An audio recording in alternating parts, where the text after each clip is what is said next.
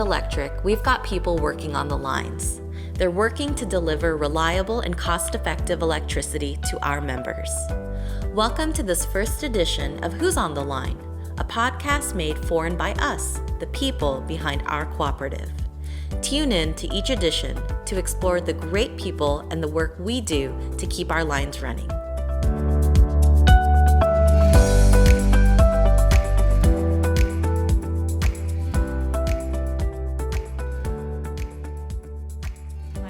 Shajia Donaker. I'm the social media specialist here at Wheatland Electric Cooperative, and I have here with me Jim McVey. He is our general counsel. Jim, would you mind just kind of introducing yourself and telling us a little bit about your role here and how long you've been with Wheatland? Sure. Thanks for having me here and allowing me to be involved in this. I'm really enjoying it.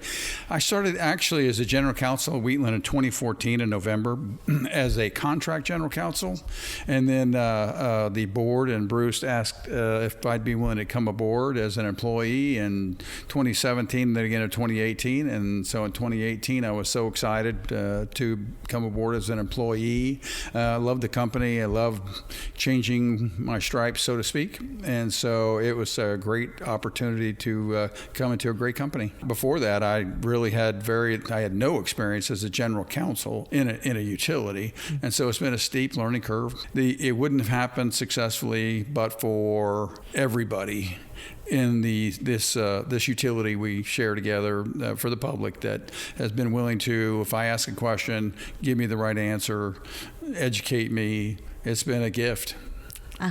Awesome. So, yeah, I'm very excited. Love being here. Yeah, that's really excellent to hear. And for those who don't know, general counsel means that Jim is our lawyer. Well, thank you. I should have made that clear. No, that's all right. We have a broad audience, so we want to make sure we're very clear. So Jim, we're here to talk about the Great Bend facility, the brand new facilities that are under construction now, soon to be open later this year, very soon. And so our goal here today is just to kind of talk about, what this project entails and what it means for our cooperative. Before we get into that, I do want to share a little bit of history with the listeners about how long we've been in the Great Bend community. So can you tell me a little bit about that acquisition that we had? Absolutely.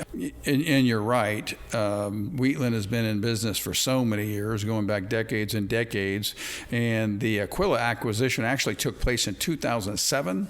And it was an investor-owned utility that actually I did business with, being a Great Bend resident since 1986.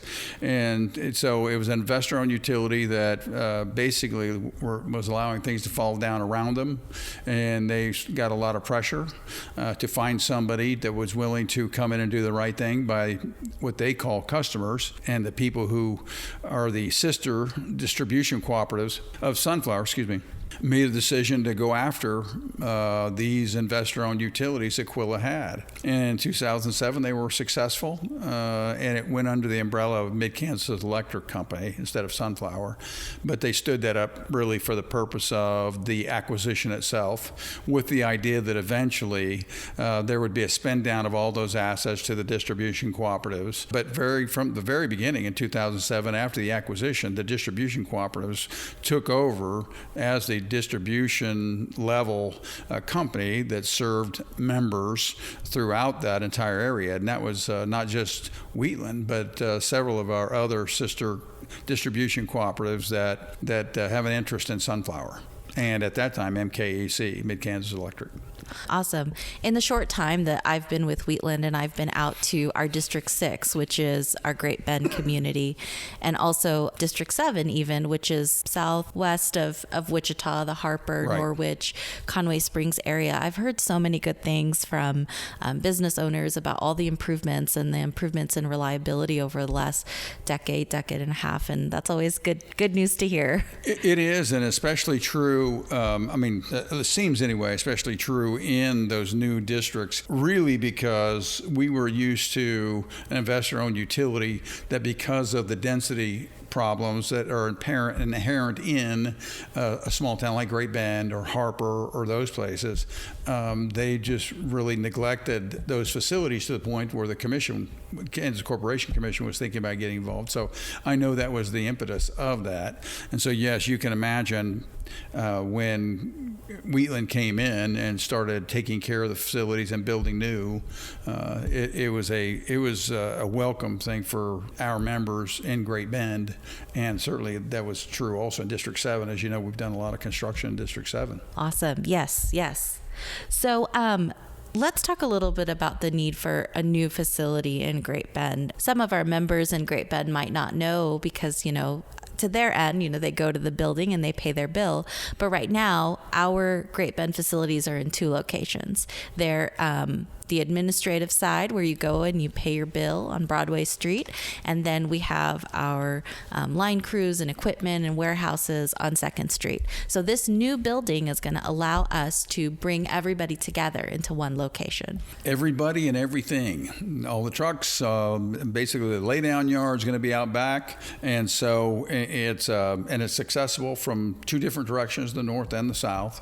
And so, yes, it's going to bring everything under one roof and also in a secure area, even though 2nd Street already has that, but it will be a secure area. 30,000 square feet. It's got for administration, information technology, administration for everything in District 6 as well. And in addition, we've got the whole entire truck barn and the warehouse all attached in one location. So Chris Huber has an easier time being in control of the troops, so to speak, if you will, in District 6. And Chris is He is the manager of District 6. Yes. I don't know their official titles. I just know he's the district supervisor, I think. Yeah, I think you're right. He's the honcho of District 6, as far as I'm concerned. He's the CEO of that area. And so basically put everything there, and we measured everything, and we drew it up. We counted noses. To find out what minimum we needed for a building to get everybody together, to get everybody in District 6 at one location, to get all the vehicles in the truck barn, to be able to put everything in the warehouse, and still also have potential in the administration building, if you will, for some roving offices because we do have a lot of folks that are traveling, and we got that number, and that's basically the building we ended up with. Awesome. In addition to this facility that's going to house, the lobby where people are going to come pay their bill or visit with us when they need to, we're also going to have a green space in front of this building. Jim, can you tell us a little bit about this green space and what it's going to offer our members and other interested groups? Sure, and it is in the right next to the members' parking. And that was, of course, intentional. We want it very public. And let me say that it was actually the idea of Bruce Miller, general manager. He wanted some leadership in this area from a utility. And so Bruce insisted we have some type of green park, and the board of trustees bought into it. In fact, they were insistent on when we financed it. It's actually part of the resolution. And the green park is something that is going to be out. It's very nice. It's going to have a wind turbine for generation. It's going to have a solar panel for generation. It's going to have an EV charging station. It's going to have also a collection facility for water that will, in conjunction with the well, also be used in that area. The green park is designed at this time to run the generation to some type of conversion system that puts it on a circuit that actually then ends up serving all the accent lighting and the green park, all of it, and that includes our colors, our flag. You know how every spring teachers are always looking for their elementary schools to have outdoor activities. Yeah, absolutely. Go outdoors and go to some location. And this would be a welcome thing for us as well, is to have somebody who can explain to the young kids what this all means, what the future means for generation and for fossil-free environments. That's really cool that the electricity that we're going to capture using those resources are going to be used to basically light the park, water the grass. Do you have some idea of what kind of electricity the wind turbine will generate and the solar panels will capture? Yes, and I came today with a cheat sheet on this because I don't have that good a memory. But Sure. The wind turbine was going to be able to provide 30 kilowatt hours plus of energy a month, and that was depending on the wind speed. And I could tell by reading the information, these people have never lived in Kansas, so I suspect that it'll be more than that. The solar panel is a 12-volt off-grid system, completely off-grid system. The 12-volt AC power, this its AC system will deliver 720 watts of solar power and 240 watts of continuous inverter output. And so, again, if I understand, that's a significant amount, and actually will work to serve the Green Park pretty easily. The rain harvest and collection tank is capable of 3,000 gallons. However, it will run in conjunction with a well system, and that's because sometimes in Kansas it can get kind of dry.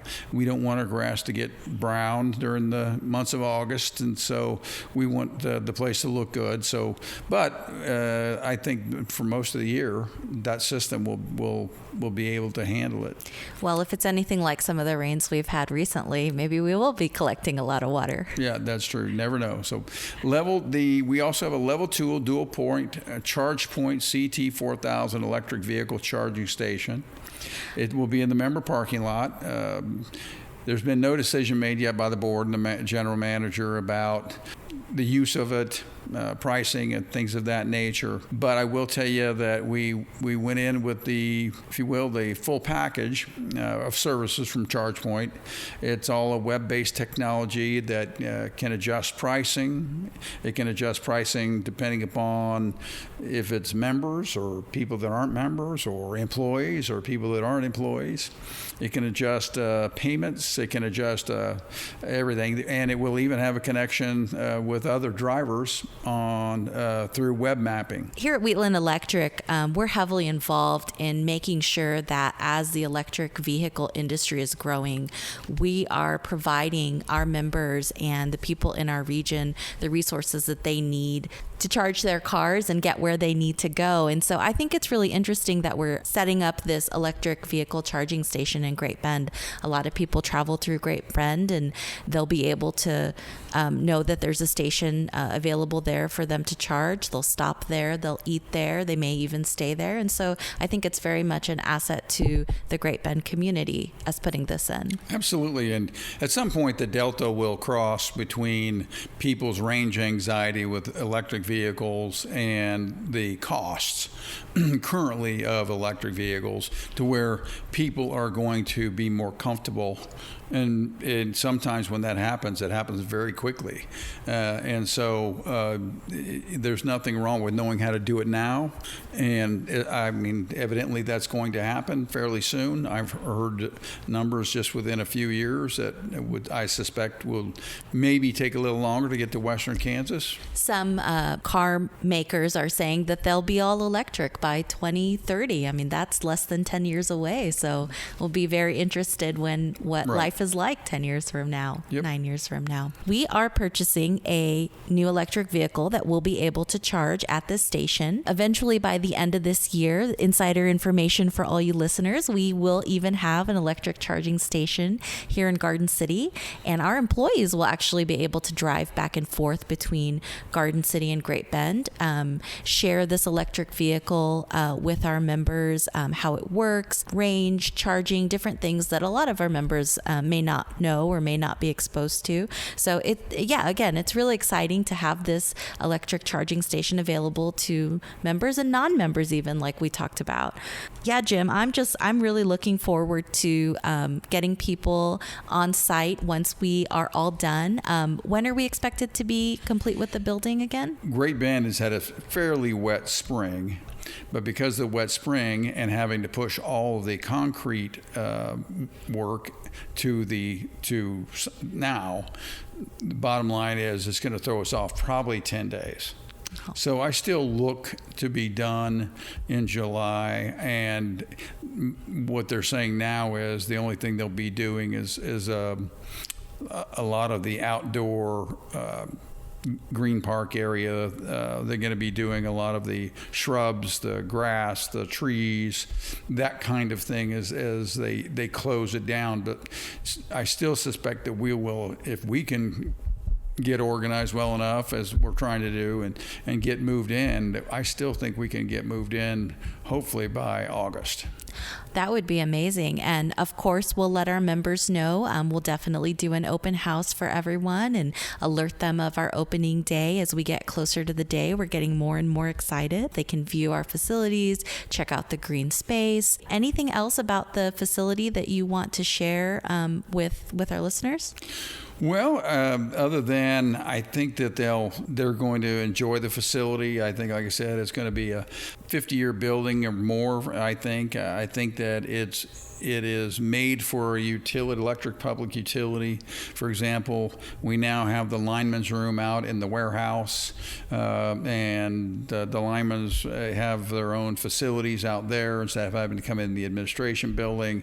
I'll say that everything has going to be the state of the art. I believe we really push for that, and to making sure that what comes in the future, in the near future, this building should be able to adjust and we'll be able to serve our members for many, many decades to come. Well, thank you, Jim. I really, really appreciate you sharing all this information with us. And like I said, stay tuned for more information about our open house and grand opening. And thanks for listening, everybody.